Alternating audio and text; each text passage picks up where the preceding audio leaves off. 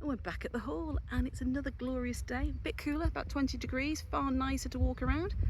And I thought I'd show you something more about the military section. So here we are in this wonderful bit here. And it's a bit odd because you go from this densely wooded area over here and then it opens up to a load of concrete. And you think, well, what is this? It goes on for quite a while. It's all concrete. There's lots of greenery obviously growing through it now. And come springtime you can see it far more easily. But at the moment, you know, it's summer. Lots of greenery stuff, which is great. And some nice wildflowers. You can see the trees over there. It goes all the way around and in the distance there. So what is this? What is this section here? Well, this was originally the parade ground for the forces. Quite cool, huh? Still here. Goes on for quite a while, all the way down there. And then it really dips down over here. I won't be able to go down there, not from here anyway. I will another day.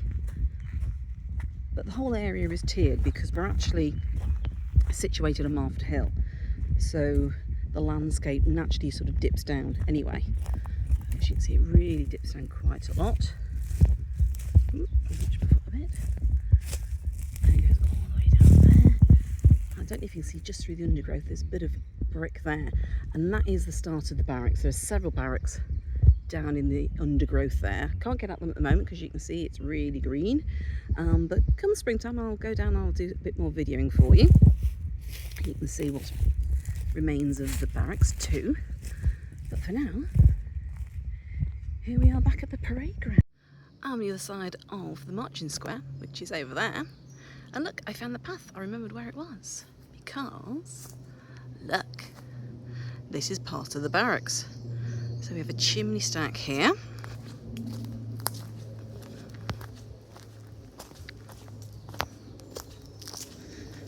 A big old tank in there.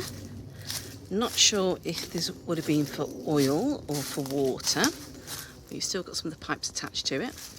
Big hole there. Another one this side. Obviously someone's been coming down and doing a spot of barbecuing. And then we have this big expanse of buildings. We've got a few windows still intact, sort of. And then the start of this brick building. So there's lots of little compartments to it. I have no idea whether these would have been shower blocks. In fact, I'm going to go that way because it's a bit easier. I'm going to guess it's shower blocks because there's lots of little cubicles all the way down. I've been inside and there's nothing terribly exciting in there, just, like I say, these little cubicles. You can see. But as they're all individual, you'd think there may be showers and maybe toilets. It goes on for quite a while. Bricks all the way down. It's still fairly solid. Obviously run down now.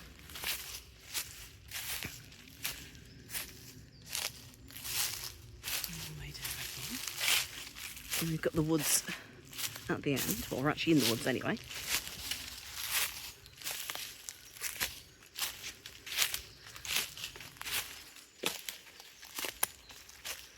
Get around a bit more. Excuse me while I try and balance at the same time. And here we are inside, so lots more little cubicles. A bit more up there. And that's it all the way down. Remnants of stuff in. Just spotted a bit of a, what's that? Another pipe up there. So it's quite a big building. It goes all the way down. This is one of the main ones that's still in existence, I suppose. There's lots of rubble, there's lots of brickwork everywhere. This is one of the main ones. And then through there, if you go a bit further down, you eventually get to the lily pool. That's the start of the gardens proper, through that side. But this whole area was used for barracks.